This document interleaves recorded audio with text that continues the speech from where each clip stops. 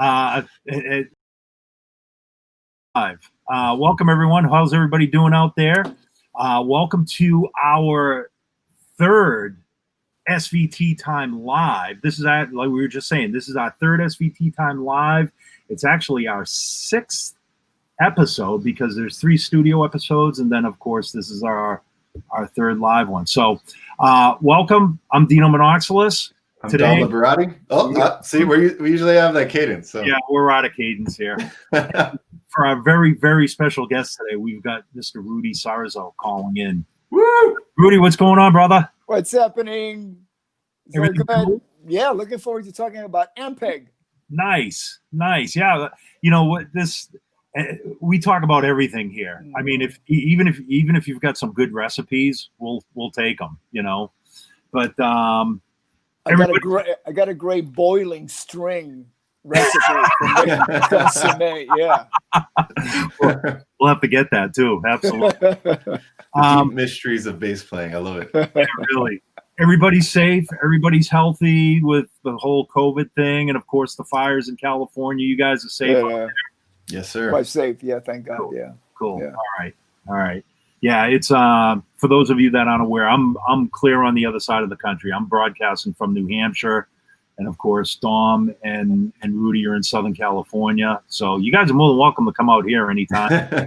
Well, I mean, right now looking at the sky, that's not a bad idea. So anyways, so Rudy, what you been up to? Actually, I'm very busy because what's happening is, mankind, human beings, what is it? Invention. Necessity is the mother of invention, and somewhere, somehow, certain technology has aligned with our needs. We're using right now technology that has been available for a while, but because we were able to get together all in the same room, we were not really paying much attention to it. And now it's become a necessity. And what's happening is the companies that are providing these technologies, these special events that we're doing now, like Zoom and StreamYard and all that, and Skype, they have really upping the game. Yeah, they really are. And right now they're improving the quality of the technology. So this actually creates a bunch of different possibilities, like you guys have created with this show, to be able to do globally, And so I have so many projects that I have not stopped today since I got up this morning. It's been nonstop, one after the other. That's amazing. And the communication that I have right now, because we're able to look at each other. And let's say if somebody has an idea on something on a project that I'm working on, and we need to brainstorm, hey, they text me, are you available in 10 minutes? Yes, I am. Boom. We go on whatever platform and we brainstorm, and we do things so much quicker than me having to drive and meet somebody in an office, especially in California, as you know. Yeah.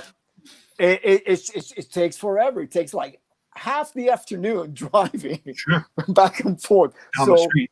To go down the street. Except for me, I'm pretty close to Ampeg, so I can come and see you guys, whenever you want me to come over. But this is, I think that the quality of the creations that we are going to be having right now is going to really improve, just because we're going to be able to get things done without losing time while we're in transit. Yeah, that's a very good point. And like you say, the technology has been here for years, but I think now, because of the necessity, that we're finally using it to our advantage. Obviously, have you been doing I know more and more players are doing online sessions where guys have projects and they send them the project and then you record it. Have you noticed an uptick in that in your work as well, Rudy? Yes, absolutely. As a matter of fact, I did one recently where originally we were supposed to be in the same room recording with a very light budget, so we were not going to be in the studio for pre-production or anything. It was kind of like you're going to get the MP3 like a week before you go in, and then learn the song, and it's going to be recorded.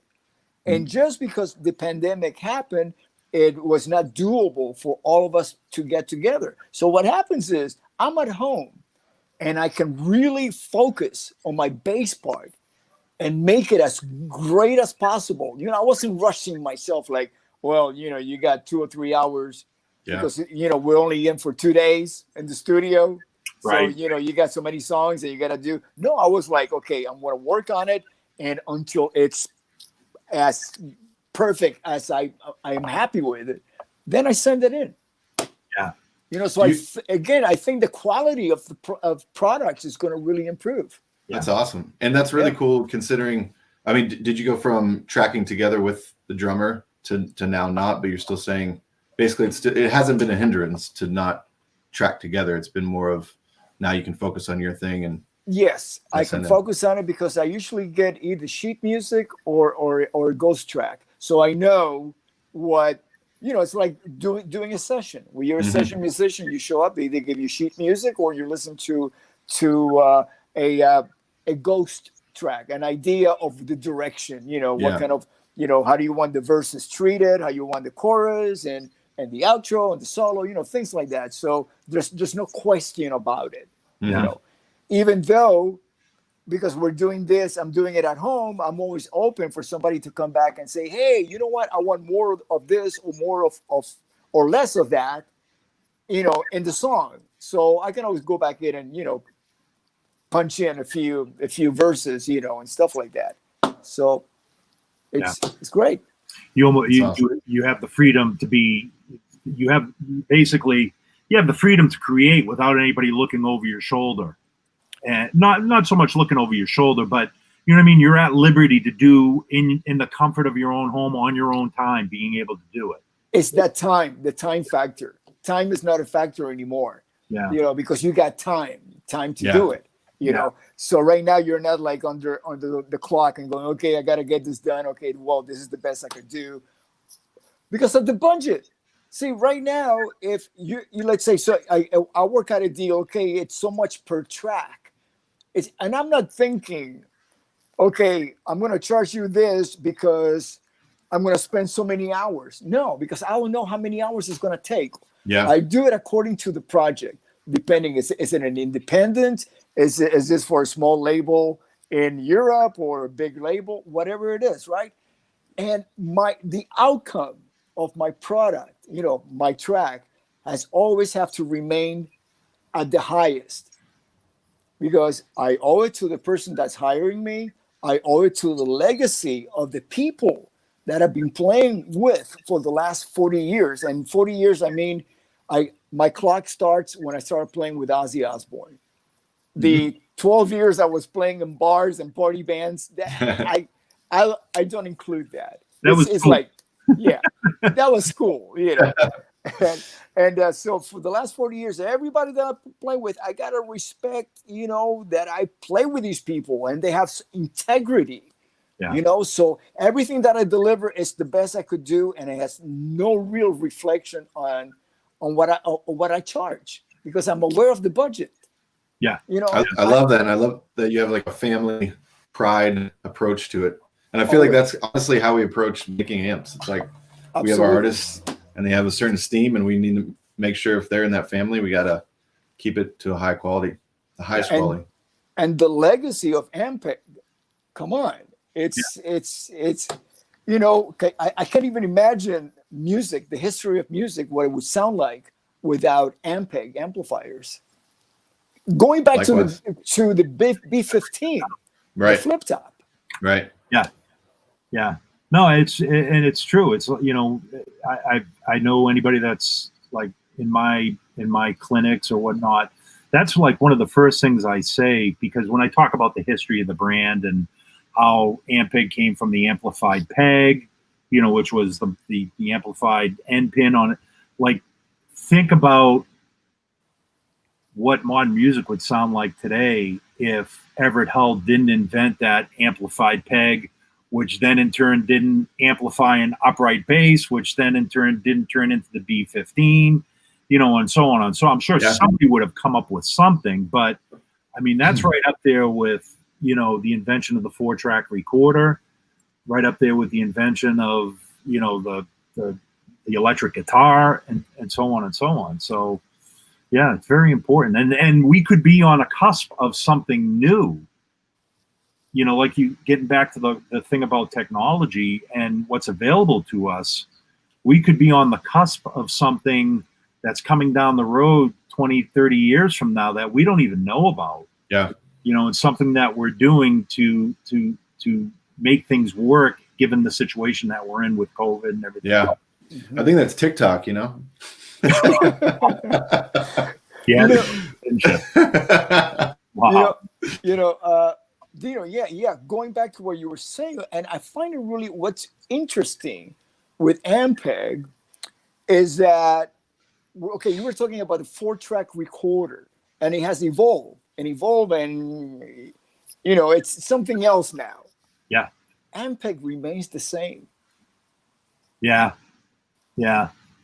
You know what I mean? On that though, too. I know. I was gonna say we're working on that. You know, it's not like okay, now Ampeg is the 4-track recorder went from this to now you can actually record 4-track on your iPhone if you got with a certain app. Yeah, that's not the case with Ampeg amplifier. The SVT is the SVT. Yeah. But someday you'll be able to bring your SVT around on your iPhone. That's right. You know what I That's mean? right. Be able to use that as a plugin, I guess. Yeah, but it's not going to blow my hair standing in front of the A10 cabs. You know? So true. So true. You know, I don't. Nothing will ever, and I think anybody that's on this call, nothing will ever replicate standing in front of an SVT. Yeah, totally agreed. Yeah. You know, so now we gotta indoctrinate the younger players.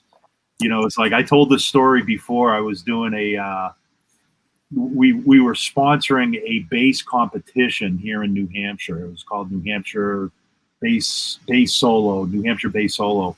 And I brought an A10 cab and an SVT to the event and put that up on stage for anybody that wanted to plug in.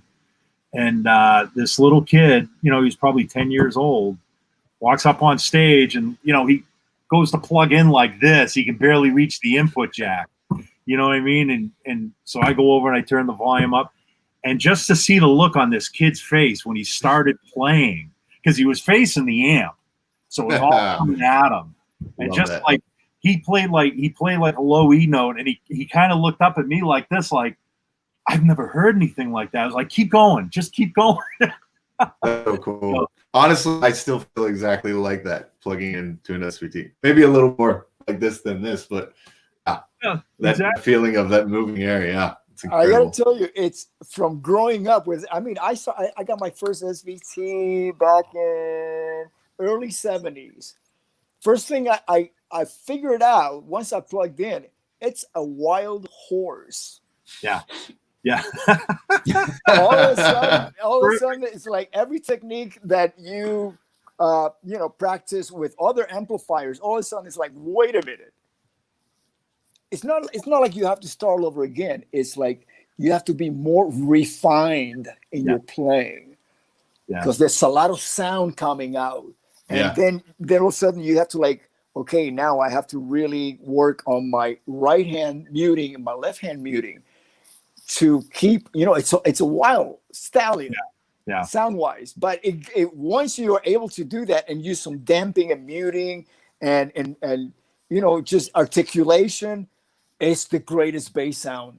Yeah, you can't get that sound with anything else. Yeah, you gotta. Otherwise, the amp will play you instead of you playing the amp. Yeah. Speaking of exactly. So back, like when I've seen you post pictures of this, like your early days with Ozzy. Yeah. Do you recall how many heads in 810 cabs? Because I just remember seeing this post, man. It was just this wall of 810 cabs. Well, my standard backline was only 3 810s and 3 heads. Only. And this is something that, when I first joined the band, I replaced Bob Daisley, and he had ordered Marshall bass amps. Okay. And I say bass amp because I think that they're actually guitar amps, and they just put bass on it. So here I am, used to playing SVTs, and I joined the band, and I plug into this, and I go, I don't even know how I passed the audition playing through Marshall bass amps, you know. So I finally got the gig, and so I go over to the guy who was assigned as my tech. I go, is there any possibility of getting rid of these and getting some real, real bass amps? And he says, yeah, what do you want? Oh, gave me 3, because they had 3 Marshall amps. Yeah. So I said, replace these with the Ampegs.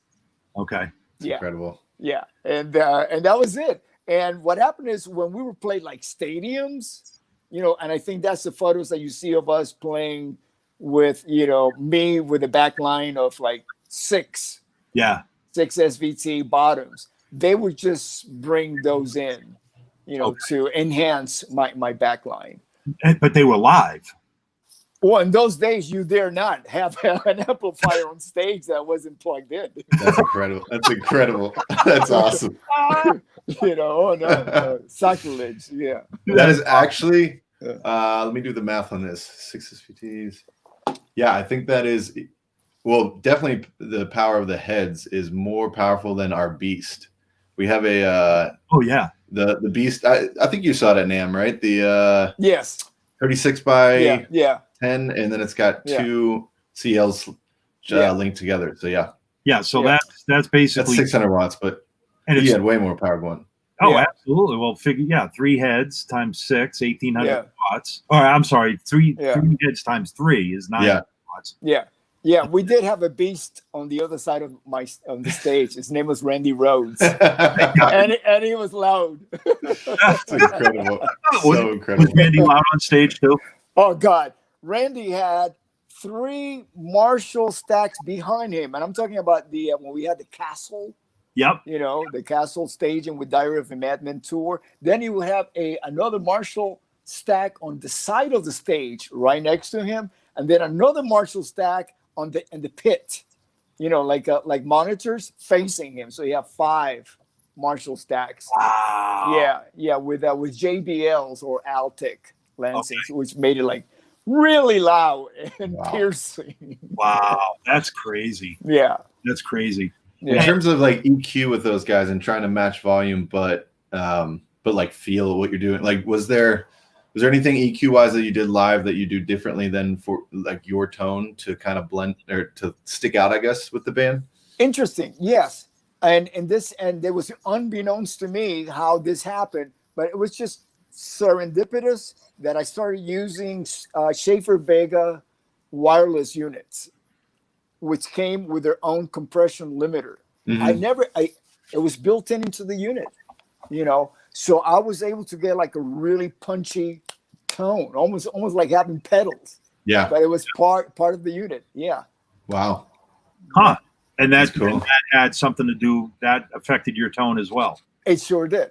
As a matter of fact, not only mine, but I would say just about every band that recorded live during late 70s to early 80s, before they changed the frequencies, they were using those units. That's really cool. Yeah. That would be like a stamp on time in terms of live bass tone. Yeah. Definitely. Yeah. Hey, speaking of that, I want to talk about, because we were talking about Ozzy and you touched on Andy and everything. So I'll try and get a picture of this. Anybody that's not familiar with this book, if you're an Ozzy fan or a Rudy fan or a Randy fan, this is like this. I got to tell you, I think I read this in maybe 2 sittings, because, and this is Rudy's book called Off the Rails. It's basically, I'll let you explain it, Rudy, but you talk about your beginnings from when your family came over from Cuba. Yeah, well, yeah, that's like chapter 9. Yeah, yeah. But I mean, yeah. Go ahead. I'll let you tell your story. No, it's interesting that you picked that out from the book, because by the time I got to chapter 9, I'm I would submit a chapter to my publisher once I finished it, right? So by chapter 9, my publisher writes me, sends me an email and says, you know what, I'm really enjoying what you're writing, but we don't know a whole lot about you. So I thought, because I tried to keep myself out of the story, because I wrote the book to write about Randy Rhoads, to answer the number one question I get asked, which is, what was it like to play with Randy Rhoads? And of course, Ozzy and Sharon are there because they're there, Of course. And so it's actually more about Ozzy and Sharon and Ozzy than it is about me. So when he wrote me that, I said, you know what, maybe in the next chapter, actually I had to find a way how to like bring it into the story. So I waited for that. When I wrote the book, I kind of like storyboarded it. Yep. I'm a mass communication major, so creative writing was one of my subjects in school and in college. So I learned how to write scripts and be able to tell a story, get an arc to it, develop characters and so on. So when I approached the book, that was the only reference that I had about telling a story. So it's kind of like chronological, and we do some flashbacks, but mainly it always moves forward. And if you take each chapter, it has a beginning, a middle, and an end. But if you put all the stories together, there's an arc. There's a beginning, a middle, and then an end to it. Yeah. And so I waited for that. Me returning home from being on tour with Ozzy, and my experience of being back home, while I'm playing in this incredible band that is just beginning to take off, So that was my chapter that I dedicated to basically my family and my upbringing, And then I moved on from that. Yeah. Actually, so I'm just reading some of the comments here, and Jeff had asked, "Is it available on audiobook?" But I don't believe I'm a bass player and I can't read.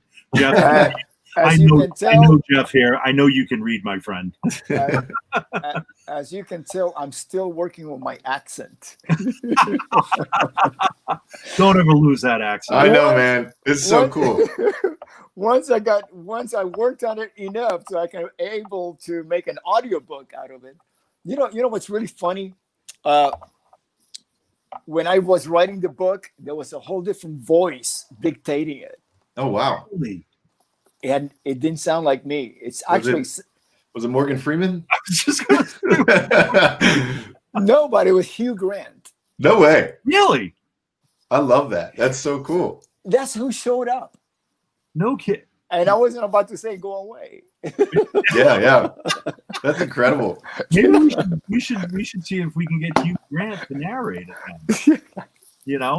Who knows? But that was the voice in my head. That's interesting. That's really cool. I will say, listening to audiobooks from the authors, to me, it's always preferable. I love it. Yeah. In fact, I won't get into all the books but same thing. It's like, it's almost like the authors, because I listen to a lot of audiobooks in my car, and it's like the author's sitting in the passenger seat telling you their life story, versus somebody else telling you their life story. But I kind of go through the same thing with my accent. It's every time I hear recordings of myself, it's like, wow, I sound like I just came off the set of Cheers. What accent is that? I don't hear it. I have no idea what you're talking about. I don't know. I love that you heard that voice, though, because that does set a tone of, as you're writing, just the way you structure sentences, or I don't know. That's really cool. Is. Yeah, it is. As a matter of fact, I mean, the most scary moment during writing the book is that first page, because it's like, what's going to happen? And you just sit there looking at a blank laptop, and then you go, oh, okay, I'm going to start here, which basically was I started at not the end, but actually I started with like what the book is about. Yeah. And something that I learned in college about film script writing. Sometimes you start with the end, you know, like let's say if the character passes away, you start with the crime scene. Yeah. And then Gotcha, you yeah. start working back. How did this happen? Huh. And then you get the reader, or in the book, or whoever's watching the film, hooked. Because that's the hook, and then you work your way up to that. Yeah. That's cool. So once I found that tool of how to to start the book, everything kind of like unfolded after that. That's cool. Yeah. Because I feel the same way at the end of the month, every month when I have to write reports for the company, and you're staring at the blank page. So you're like, what did I do this month? You should start making stuff up. I was like, you got to do that? I don't have to do that. Yeah, you just make it up and then make it happen. See, and that's something that you can't get away with when you're writing a story on a real character, on real people, because you will get called out by the people who were there going, it didn't happen. That's not what happened. Fact checking for sure. Fact-checking. Whether they were there or not. That's right. Hey, I just want to make some call outs, man. We've got folks calling in from Australia. John from Australia, Ampeg Japan had checked in earlier. Wow. Awesome. We've got actually another a fellow Ampeg endorser, Wayne Banks from the UK. I don't know if you know him, but smoking player. He's one of the family. Yeah, Steve. Yeah,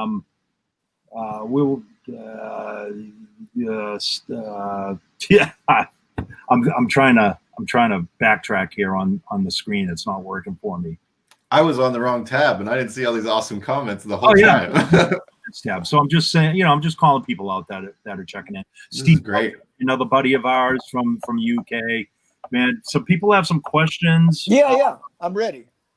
Let's see. So one person had asked, what's your favorite amp? I think we kind of covered that with the SVT. Yeah, exactly. Do you have any specific year of favorite SVT though, Rudy?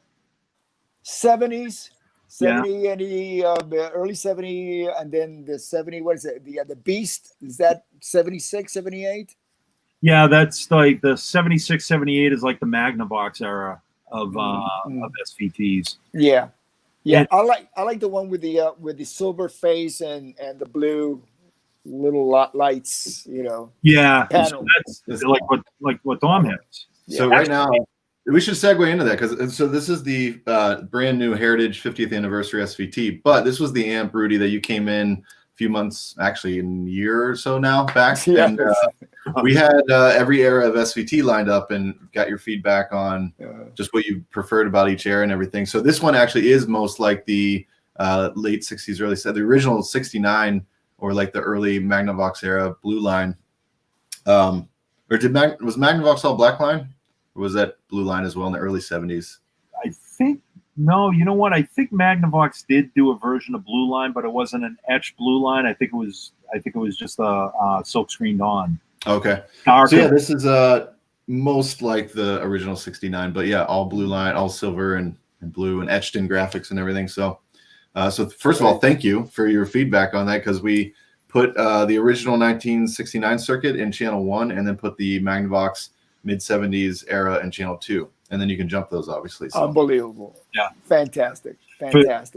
Just for everybody that's watching, so if you haven't seen us talk about the Heritage 50th, Rudy was one of the original artists to come into Calabasas and lend us his ears and his talent and his time and kind of like go through all these vintage SVTs and tell us what he liked about certain SVTs and maybe what he didn't like about other SVTs. Mm-hmm. And we captured all that on video. At some point, we're going to come out with kind of like a full-length video of all yourself and Eva and Tim Lefebvre and all these great artists that came in and really contributed to the outcome of what you see here.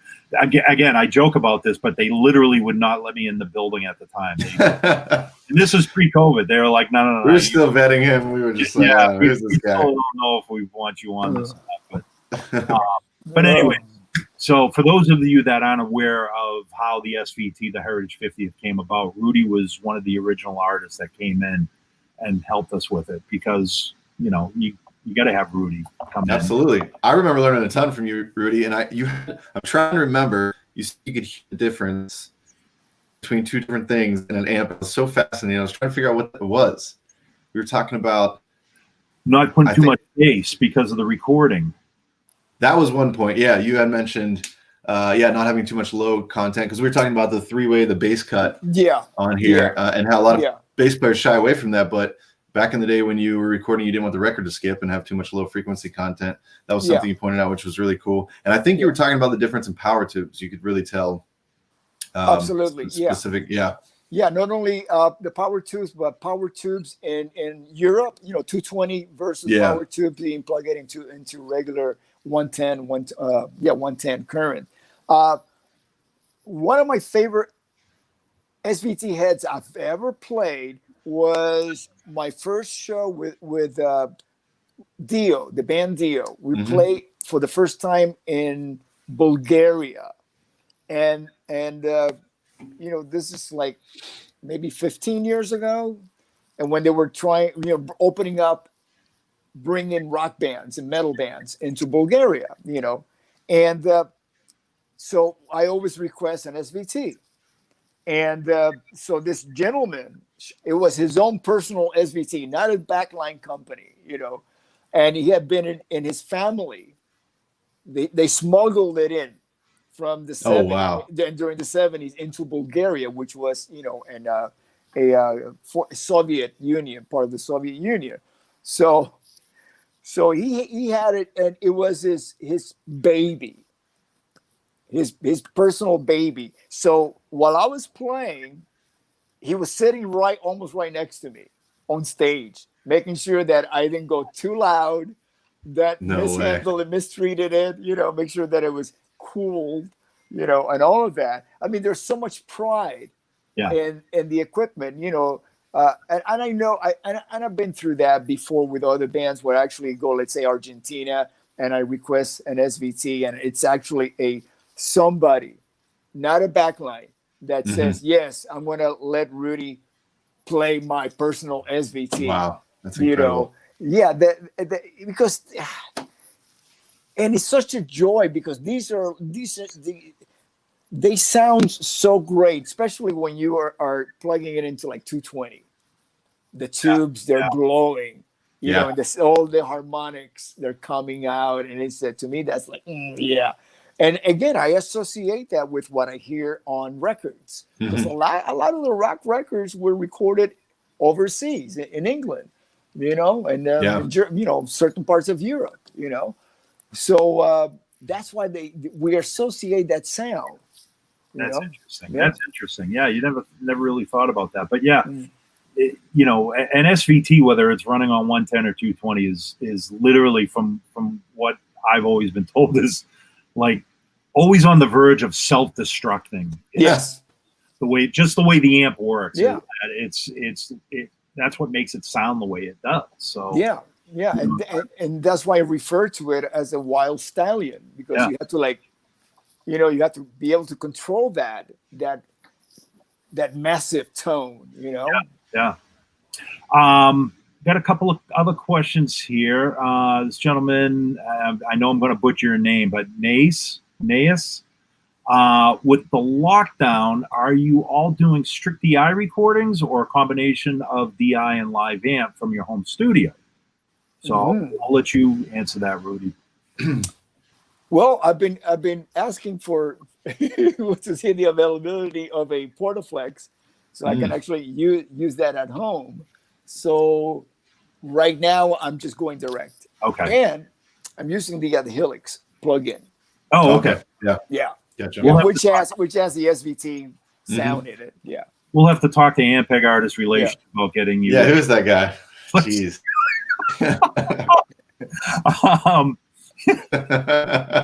Our reps. Also, my buddy Carlos. Carlos. I think you know Carlos, actually. You've met him at NAMA several times. Yes. He's my guitar player. Yeah. Rudy, was there any hearing protection that you were using when playing at max volumes back in the day when playing with Randy pre-in-ears? Yes. I think I know the answer to this one. Aquanet.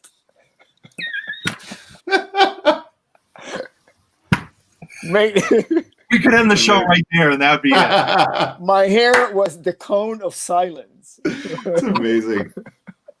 I love it. Awesome. That is awesome. Oh, Everything makes sense to me now. yep, exactly. That is awesome. Oh my gosh. No, I mean it is a serious and a viable question. No, I didn't. You know, it's really interesting because from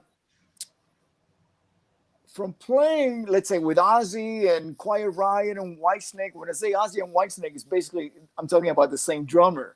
You know, it has a lot to do with how the drummers set up their cymbals, because you're going to get the most damaging high frequencies from the crashing, and how much the drummers crash during the song. Yeah. If you have, let's say, Frankie Banali was more of a groove playing, or sometimes it'll go to the right. That's that's sensible. Is those cymbal crashes that will really ring out in your ear. So I knew what part of the song Tommy Aldridge was going to do, like heavy crashing, like let's say, a pattern with like kick drum, crash, Sure. and run away. That's awesome. That's when you have the luxury of big enough stages to run away. Exactly. Yeah. Oh. Yeah. That's too funny. Yeah. Hey, so I know we had talked actually, I don't know, a couple of weeks ago, but are you out doing dates with the Guess Who right now, or No, we're locked down. I mean, there might be something in October. Okay. Who Yeah. knows? Yeah. Yeah. All right. Yeah, I wasn't sure if I recalled you said you were out touring or not, but Yeah, we actually we got added to the Sturgis bill like 5 days before, and we were not sure like a couple of days before Sturgis, because half of the band comes from Canada and our crew, so we weren't sure if they could actually get in the country. And another thing is we wanted to make sure that it was COVID compliant, and there was a sheet that they sent us. They had compliance agents backstage. Okay. And we got off the plane, and actually our flight was 25% capacity. The Delta Lounge was completely empty, so I had nobody sitting next to me. And so I landed, and we were picked up in a van with a masked driver, took our temperature, made us sign some documents, saying, okay, yes, my temperature is such and such, my name is so and so. We were shuttled to the hotel. Only the bands that performed at Sturgis and crew stayed at that hotel. The restaurant was just for the guests, us, the musicians that were staying there and crew. Then we were shuttled over backstage. We didn't see any of the crew, local crew. Yeah. We're completely isolated. There was plexiglass between where the band actually entered the stage and where the crew monitor guys where they stood. Plexiglass, everything, right? Tons of sanitizers, everybody wearing masks. We got off the stage, back to the hotel. Next day we were home. Okay. That was it. It was totally, COVID, CDC compliant. Yeah. Rules. Yeah. So it was great. Okay. All right. But was the guy from Bulgaria there? No, I'm laughing because we had Wayne Banks made a comment earlier, and said that he happened to him in Bulgaria, and he's like wondering if it was the same guy. Oh yeah, so he knows that guy, right? That's incredible. He knows that guy, yeah. It probably is. Yeah. Diago asks, any plans of touring around Brazil after this is all over? Oh, I love touring Brazil. I hope so. I hope so. I mean, it's one of my favorite countries, to tour. The people, I'm Latin, so it's always very special for me to be able to bring our music, rock, to all the rockers down in Latin, South America. Yeah. Okay, so there you go. It's Now, one of Rudy, one of my favorite countries too. I've been to Yeah. Brazil several times, and I absolutely love going down there. Amazing bass players coming out of Brazil. totally Yes. agree. Amazing Killer. musicians in general. Killer, Yeah. killer. Yeah. Yeah. This might be a very silly question, but have you been back to Cuba to play? No.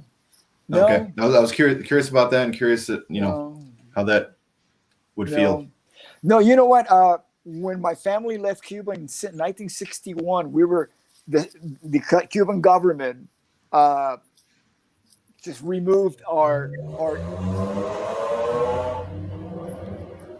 Apparently, I have a race car outside. I was going to say that's my wife feeling out of here. She heard me talking about Brazil. She was like, "That's it. I'm done." Oh man. We became stateless. Oh, Yeah. I lost my Cuban nationality.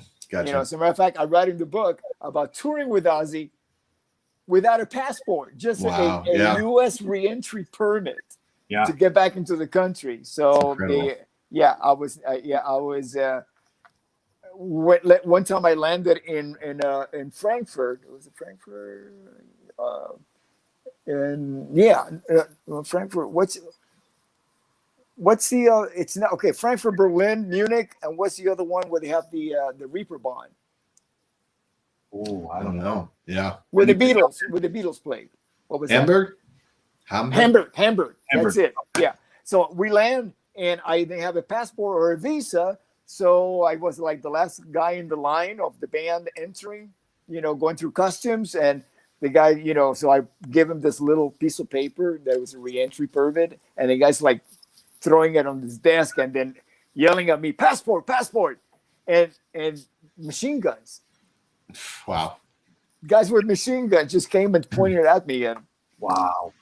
And unfortunately, our tour manager was able to talk him into it and allowed me in the country, And but right after that, I went back to Miami when I finished that tour and got my citizenship and got my passport. Yeah. I remember you writing about that in the book too. That was pretty scary back then too. It was, yeah. Yeah. Wow. We're going to shift gears here for a second, and I know Aaron talked to you about this a little bit. Yeah, exactly. Just like the guy peeling out. So you're very, no pun intended here, but you're very instrumental in supporting stray animals, and you belong to any organization for animals or anything like that? No, I mean, there's so many. I mean, I do work with some, and by work, I mean, I support them, and I help create awareness, of animal shelters. There's one, the Eastwood Ranch Animal Shelter. That's one of the ones. But there's so many. Emmylou Harris has one in Nashville. It's called the Napoleon Animal Shelter. It's named after one of her dogs that she had. Yeah. And things like that. So, yeah, I mean, I do charity events.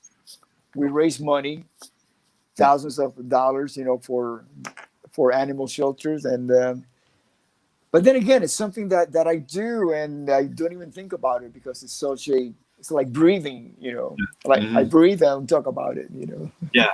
I just, like I said, I see your post all the time about, this certain animals need homes, and it's just, it's touching that you devote a lot of your time doing that as well, Yeah.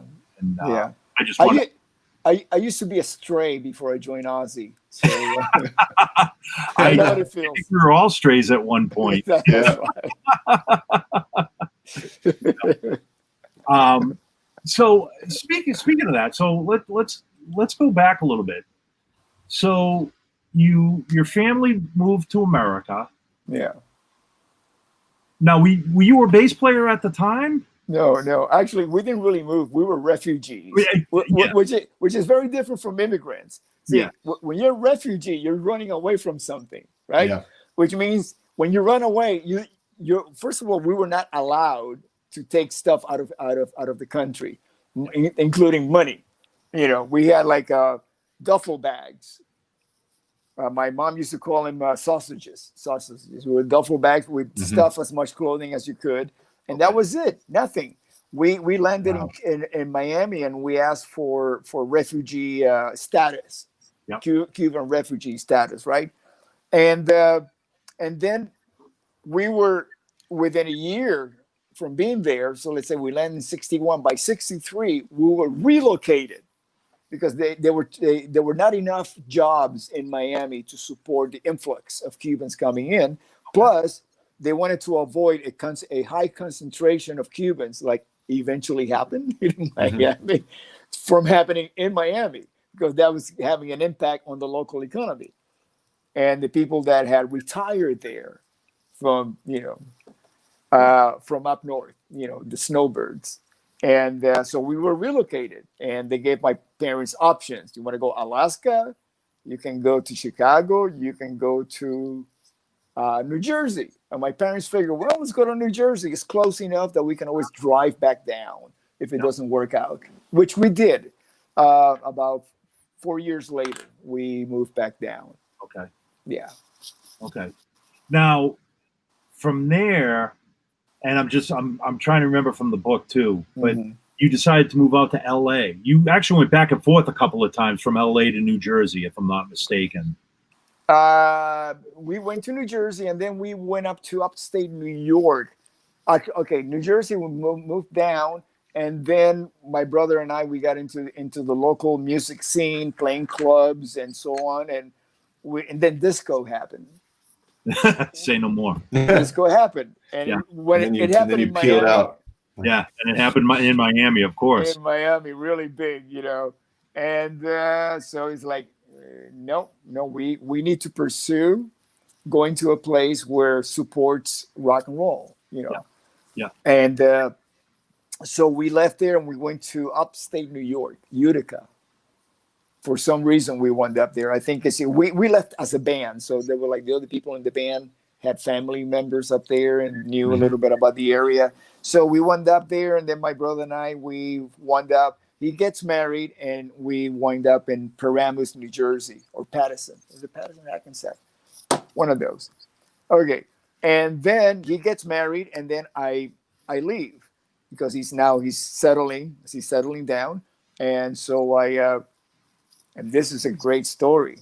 I actually had an SVT back then, an SVT stack, right? Okay. That actually when I was working in Utica, I got a job as the follow spot guy at a strip joint. Right? I didn't even know that was a thing. At a strip joint, right? And It's not rock and roll, this is strip joints. That's right. Totally naked, right? And I had the follow spot job, and I met a girl there, and we kind of had a relationship, and she gave me money to buy an SVT stack. It's amazing. Right? Wow. Yeah. So it doesn't get more rock and roll than that. Yeah. I don't think. So when I left Jersey and I went on the road, I couldn't bring the amp. So my brother kept the amp. I mean the cabinets, the cabs. Yeah. But I took with me the head. Nice. The head. So I'm on a train from Newark, New Jersey to Chicago with my Fender bass in a case, one suitcase, and the SVT. Wow. head. And I dragged that sucker wherever I went. At that time, it was at least 100 pounds, I think, at that time. Yes. And I'm dragging that sucker onto the train. And then when I get to Chicago, out of the train through the whole station. All by myself. My suitcase. I don't even know how I did. I was going to say, how in the world did you do that and a bass? That's incredible. It's like, I felt like, I went back to my sperm. me becoming that sperm that's going to get in. Yeah, like survival of the fittest. I'm going to do this. Yeah, you're going to do this. I went into sperm mode. That's amazing.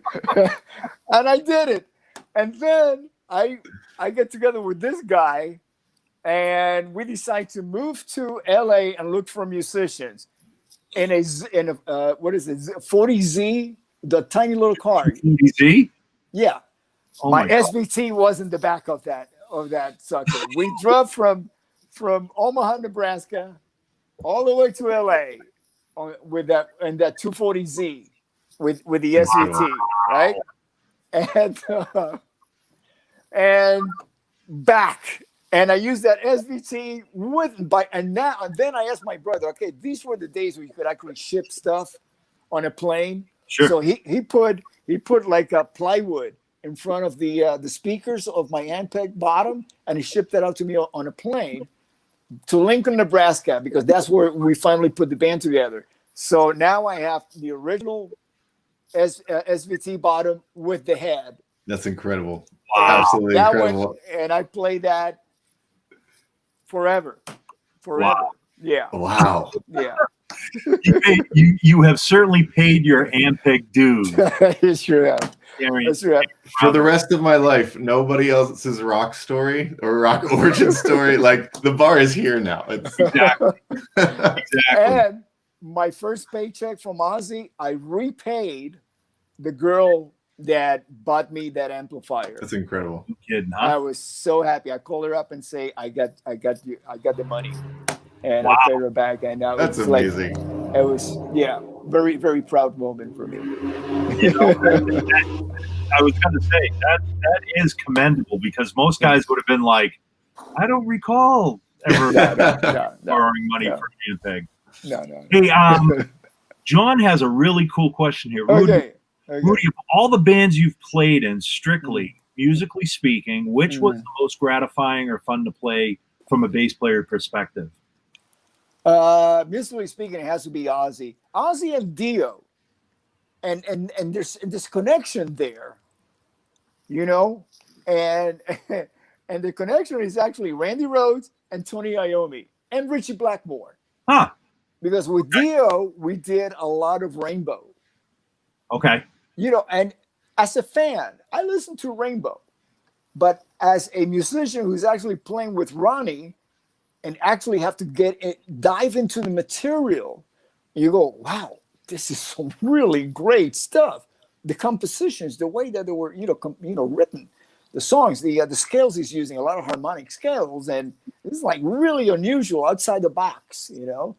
Yeah. And then with Ozzy, of course, you know, we the bulk of the material was the Randy Rhoads compositions, you know.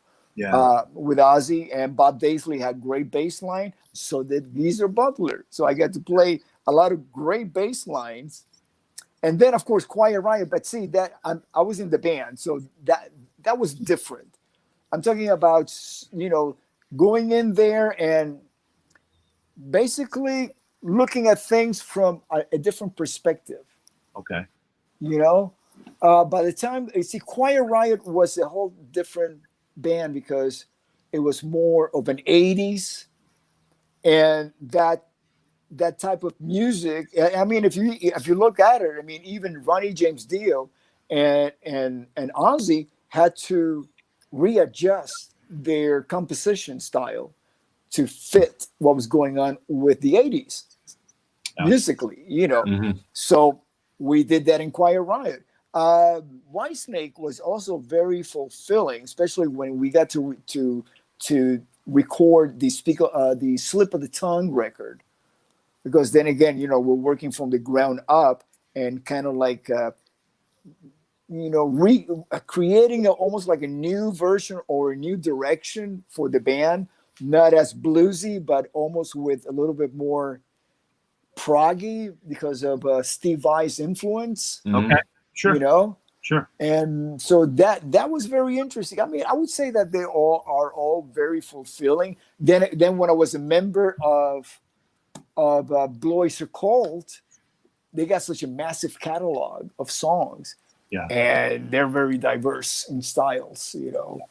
And that was really fulfilling too. And now with the Guess Who, this is the music that I grew up with, you know. Yeah, but I would have to say definitely, you know, working with Whitesnake on the new material, working with Quiet Riot, working with Ozzy, Dio, all of that. Yeah. Okay.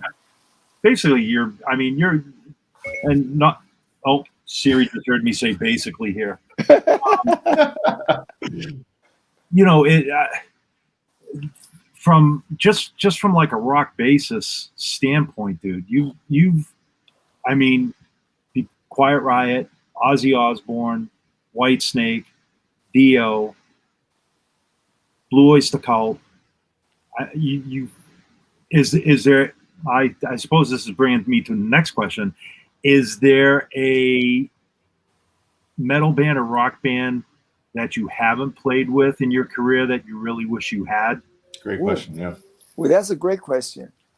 You know, I am such a fan of the bands that I would love to be in, that if the bass player is not there and it's me, it wouldn't be the same. So I would just rather that they remain as they are. Sure. You know. Sure. You know. But if it happens organically, which means that the bass player leaves and there's an opening, you know. But you know, I am really, really happy with the Guess Who.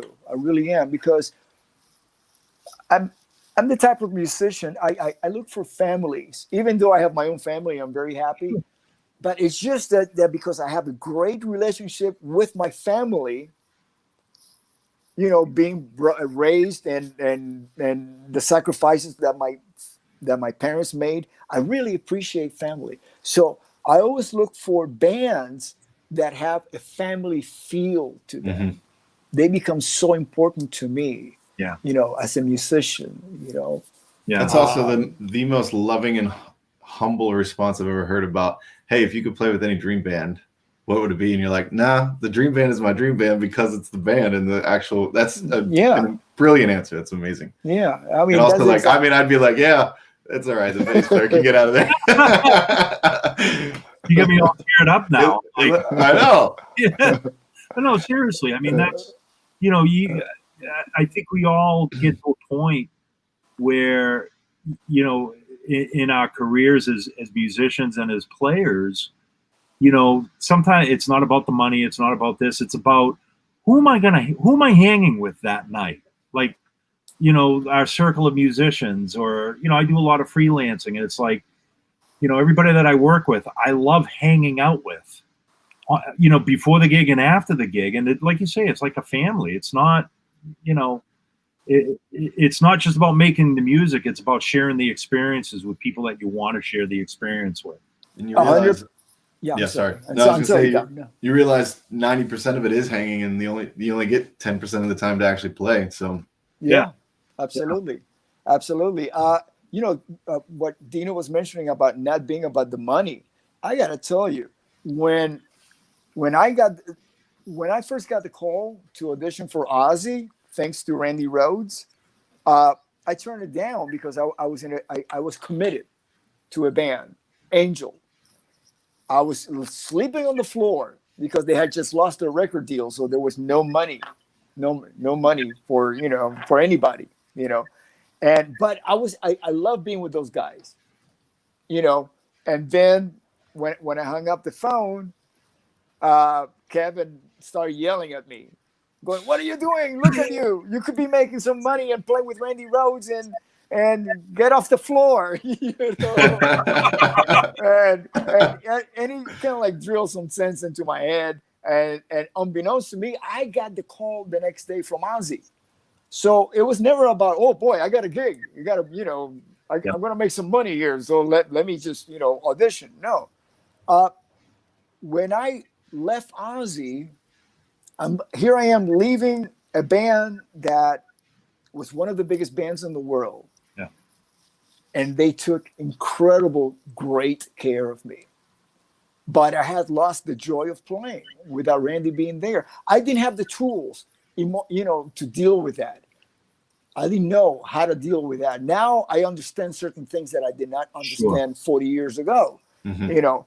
And I went in to do one song for the Mental Health, what became the Mental Health record, because the band wasn't even called Quiet Riot again back then.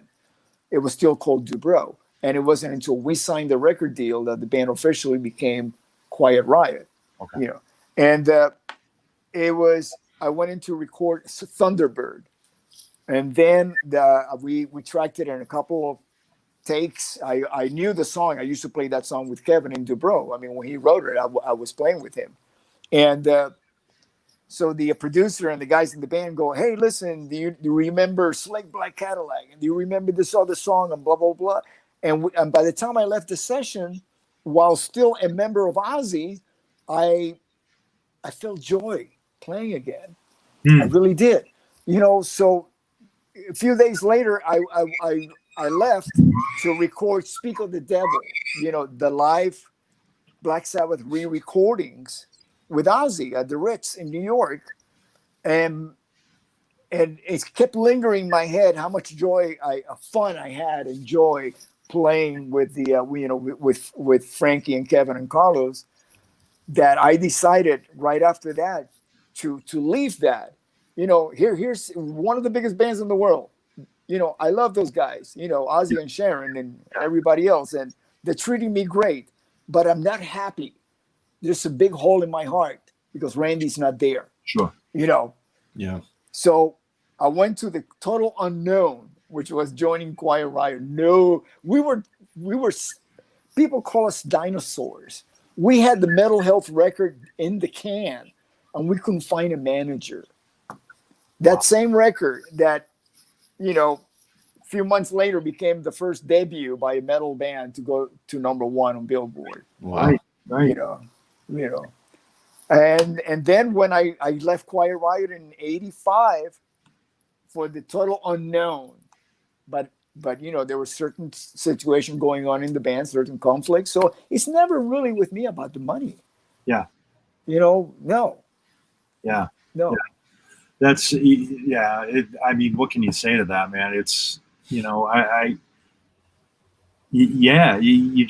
kind of, like you said, you were in one of the biggest bands, you were being well taken care of, but then again, you also lost one of your best friends, and there's the grieving process and the mourning process through all that as well. And the emptiness of, looking over and not seeing your friend there. Mm-hmm. So yeah, at some point, like they say, money can't buy you happiness. No. That's a perfect example of that. No matter how much money you're making, sometimes there's no happiness there, and you have to go where you're happy. Yeah. Yeah. Absolutely. Yeah. Wow. What a, let's talk about something a little more uplifting here. So, 2 questions. What was your most embarrassing time on stage? And it could be anything, fun, funny, whatever. And what would be your most joyous time, your most memorable time on stage? Embarrassing moment on stage, I would have to say, well, there's been a few, but one that comes to mind is the 1990 Whitesnake tour, Slip of the Tongue tour. Again, okay, Adrian Vandenberg. Adrian Vandenberg is like 6'6". He's very tall, And so when the staging was designed, he's the guy that went over to tell the designer, "Oh yeah, the steps, they're fine." Meanwhile, I'm 5'10", right? So for me to climb those steps, it was like climbing the Alps, going up Kathmandu, on stage. Okay. On top of that, they put they created a set, but they wanted to have this. They wanted the set to look like marble, like one solid piece of marble. Okay. So they hired the painter, the artist, who did the what do we call that? What's it? Temple of the Doom. Okay. What's the name of the character? The Harrison Ford character. Oh, Indiana Jones. Indiana Jones. Yeah. Temple of the Doom. And if you notice, there's one scene where the camera shifts and everything reveals that there is like a kind of like a bridge going from this side to that side, right? So the stage was like that. When you stood up on the platform and looked down at the stage, the floor, everything, the screens were painted like that. So it looked just like one big blob of marble, right? Yeah. So we're on stage, you know, and we're like doing it's still of the night. So we spent the whole night just like being like, yeah, really cool, really rocking, and everything is great, right? So David goes, still of the night, still of the night, still of the night. Blacks out. The lights black out. We go dark, and I decide to jump off like a level, and they bring the lights right back. And I'm looking at this, and I lost perception completely. There's no perception. It's like this. I'm going into the abyss right now. You know? So I land face down with my bass, right? So it went from still of the night, still of the night, still of the night. Ooh, the bass is feeding back.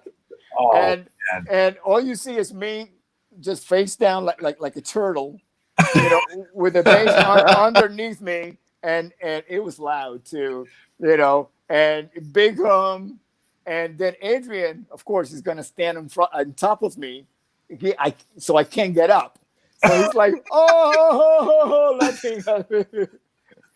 This went on for I feel like an eternity. So, oh my gosh. Yeah, I'll never forget that. Yeah. Wow. Yeah, because you spend the whole, you know, about an hour and a half trying to be cool and right. And then you just ruin it right there at the very end. Oh man. Yeah. You weren't hurt though, were you? Did you get hurt? Did you hurt? No. Well, my ego got hurt. The ego? Yeah. I wore an ego cast for about a month. Yeah. It's just rock and roll though, man. Yeah, I know. Oh man. I know. So but joyous moments, oh my God, I got so many playing with Ozzy and Randy and Tommy. Day on the Green, July 4th, 1981. We were just added to the bill, and you know, there was like our first stadium that we played, and we went on at 10:45 in the morning.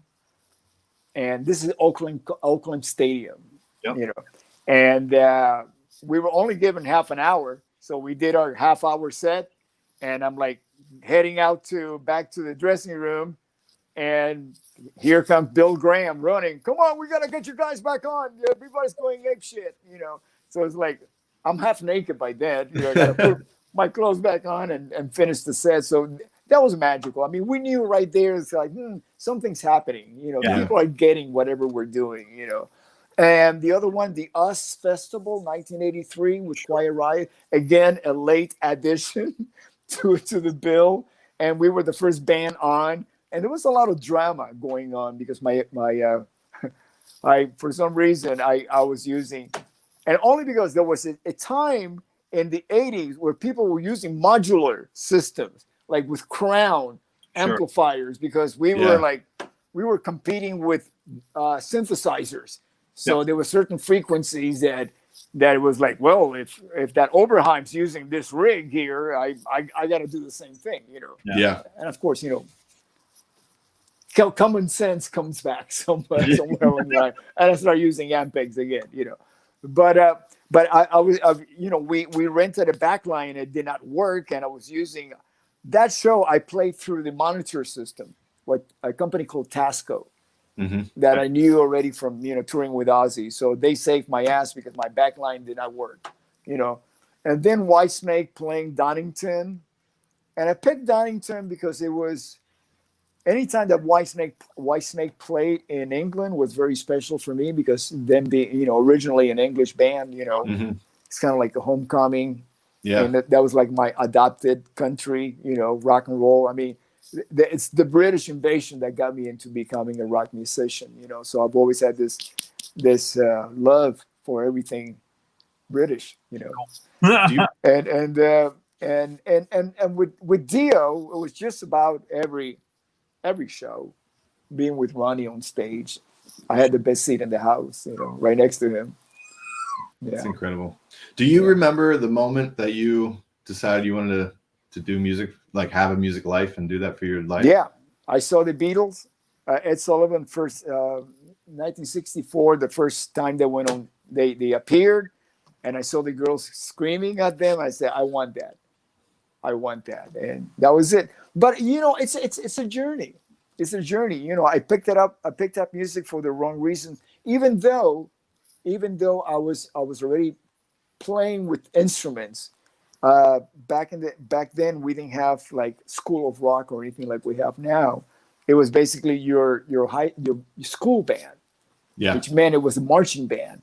Yeah. So it was either brass or whatever instruments, and so I trombone, then trumpet, and then my parents got me a Sears catalog, old Craftsman acoustic guitar, zebra striped, and my brother and I in the mail. They delivered that in the mail, My brother and I shared that, and I didn't have the my parents could not afford guitar lessons, so I just picked it up playing single notes, and no chords. I didn't know how to play chords, and so my family moves back from New Jersey back down to Miami, and my first day in the neighborhood, I checked out the band in my block, because you cannot join the band across the street. You have to be the band in your block.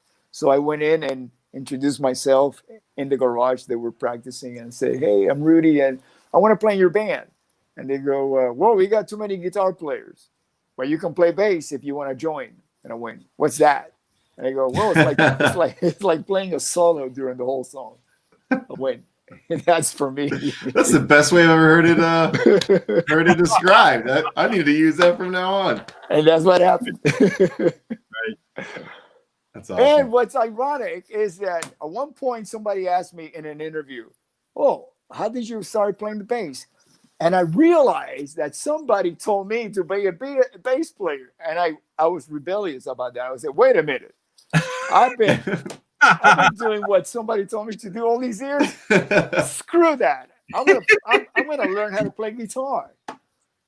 Because there's something about that I envy guitar players, is that soaring that they can actually just hit one note and go woo, and it's like everybody's going, "Yeah." We hit one note, everybody's going, okay. Okay. What else you got? Yeah. So what I did is I have a Cirrus, PV Cirrus 6-string bass, and it's the only 6-string bass that I have, and I strung it like a guitar, from E to E. Okay. Wow. And I love it. I love it because it's really cool. It opens it up for me. Now I can use the cage system and do all these different versions and play and come up with different bass lines. And then what I do is I transfer that to the 4-string bass, the things that I learned, Mm-hmm. Yeah. Huh. We're gonna now Dom and I are gonna be looking for 6 strings. We gotta make a Rudy Sarzo Yamaha 6-string E to E. There you go. Okay, hold on a second. Don't go away, because I got a story. I got to grab it. We need to hold music. Yeah, really. Oh yeah, that's right. So is this Rudy? Is this the one that had? Oh yeah, you can't hear me. I'll just yell louder. Yeah. This bass right here. Okay. This is true testimony to the quality of the Yamaha basses. Okay. This, the Guess Who, we ship our equipment FedEx from gig to gig, right? So I get this phone call from our tour manager and says, the gear has been in a wreck. Then he sends me photos. It's not just a wreck. I mean, this was in a wreck, and the truck got set on fire. No way. Right, on fire. So they're bringing in, the fire department comes in and hoses everything down with chemicals, right? So they take what's remaining of the gear and they put it in a landfill. It's laying there in a landfill for about 3 days in, I believe it was in Iowa, in the winter time in Iowa, right? So somebody that works at the landfill was going through, the stuff there, and he sees our cases and with tags, And so he contacted our tour manager because they were ready to like total it. And I said, no, I want my bass back. So they sent me photos, and I said, you know what? It looks like it's salvageable, right? So on the following gig, I picked it up and brought it with me, and it is in perfect condition. The only thing it has is this battle scar. It plays exactly. That's it. It plays exactly. Nothing has changed from being in a wreck, in a fire, and having all of the chemicals on it for days, and gone into a landfill in the middle of a Midwestern weather. That's incredible. It is an incredible craftsmanship, and I congratulations for making such incredible. That's bases. amazing. And it plays exactly the same. And actually, you cleaned it up quite a bit, because I remember you had sent me pictures that they had sent you after that, and it was like I was looking at it going, "Oh my gosh, that thing looks horrible." But it's smoke. It was smoke. Yeah, it was all smoke. Smoke and soot from the smoke and the fire and chemicals and everything. But it's perfect. The neck is straight. It's perfect. Nothing. I was gonna say some people pay good money for that kind of relicking. Yeah. Exactly. You never know. Yeah. Exactly. Wow, and there were some vintage instruments that were didn't fare as well, from what I understand. A different brand. That's what happened. Yeah. So before we go, one last thing I want to touch on, because we're getting we're well over an hour here, but that's, like I said, we're going to go as long as people are still watching, enjoying it. You have a podcast. It's actually a radio show. Okay. And here's the difference. Here's the difference. It's on Monsters of Rock Radio, and it's part of the Dash Network, and it's subscription and ad free. Well, you download the app, and it doesn't cost you anything. There's like 80 plus stations, and my show is 4 hours of conversation and music. Yep. Now, as you're aware, if you download music, you got to pay sync rights, publishing rights. We can't do that because it's a free. There's no revenue. Right. So my show is not available for download as a podcast because it has the music in it. Oh, okay.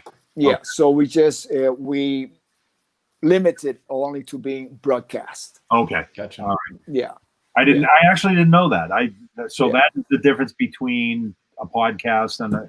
Yeah, it's like this. What we're doing right now is just conversation. We don't have to pay any sync rights for music. Yep. Interesting. Unless I play Happy Birthday, and then we have to pay Gene Simmons, some publishing for that. Because Gene wrote it, didn't he? Well, he bought the publishing too. Did he buy the publishing to Happy Birthday? That's pretty genius. Good old Gene.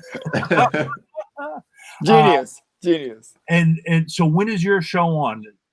Oh yes, as a matter of fact, tomorrow Friday, 2 p.m. I have Dee Snider, which I love. He's a dear brother of mine. We've known each other for forever, and I just love his honesty. Yep. And we just go back to the very beginning of his career, my career. So there's a lot of fun stories and how they parallel. Sure. Yeah. The 70s and the 70s scene in New York and Los Angeles were very much similar. Absolutely. Yeah. So that's this past week I had a celebration of Frankie's life, Frankie Benelli's life and music, and it was actually a podcast because I used to do a podcast, and then when I was invited to bring what I was doing over to Monsters of Rock Radio, I had to reformat it. Instead of a podcast, we have segments. So we talk for about 10-15 minutes, and we that's the end of the segment. They play music, then we come back. Yep. Yeah, but with Frankie, it was pretty much linear, my podcast, and we did that this past week. Yeah. Okay. So, all right. So, like I said, that's tomorrow. Tomorrow, yeah, and then it's like And Sundays. Sundays at 4 p.m. Saturdays at 10 a.m. Yeah. Okay. Cool. And they can just go to people can go to Dash Radio and download the app. Dash Radio, yeah. It's free. It's free. Yeah. Yeah. Yeah, and actually, if you're a metal fan, the metal channel the Monsters of Rock channel is really kicking anyway. So it's a lot of great stuff on there. Yeah, we have over 100 million subscribers worldwide. Yeah. That's awesome. Yeah. That's awesome. Yeah. I'm just looking at some last minute questions here. Rob Maganello, did you ever get to see Jaco play in South Florida? Yes. Why do you think I don't play jazz? Good answer. No, I mean, when you're looking at somebody like, when you have this guy as your neighbor, basically, it's like him and Will Lee. Oh, Will Lee was even worse because Will Lee was playing exactly the same dance party quinceañeras. You know what that is? Yeah. Circuit in Miami, which was huge with all the Cubans. So here they would hire like 3 bands, and Will Lee's band was one of them. And you're looking at this guy and you're going, shit. Not only does he play like Will Lee, but he sings like Will Lee. Sings like Will Lee too, I know. So you go like, okay. Yeah. And then you got Jaco, playing clubs, playing like the he used to play with Wayne Cochran and the CC Riders, Yep. So and then I used to look at him and go, there's got to be 1,000 of these guys around, and all over the place. I mean, this cannot be the only guy that is Jaco. There's got to be like thousands of guys like this. So it's kind of like, okay, no jazz, stay away from like Will Lee, because Will Lee was even at that time he was getting proggy. Okay. As a matter of fact, he left Miami to join Dreams.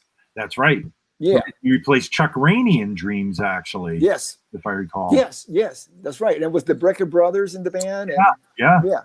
And so, he was already elevated musically. Plus, his dad was the dean of the music department at University of Miami. Sure. So he was schooled, Yeah. So it's like, okay, I knew what my parameters was.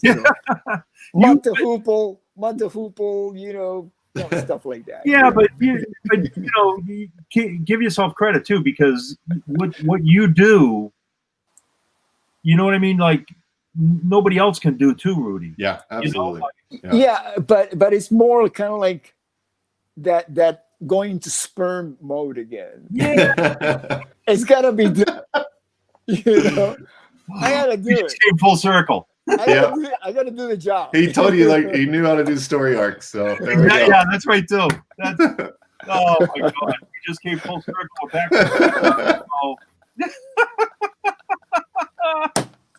Oh man.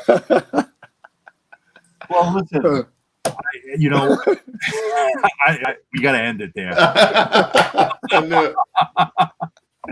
Honestly, I cannot thank you enough for coming on the show, for your friendship. I know you and I, we hang off. When I get when I get to Calabasas, lunch is on me. We gotta bring Dom with us next time. Oh, absolutely. Say, can I please?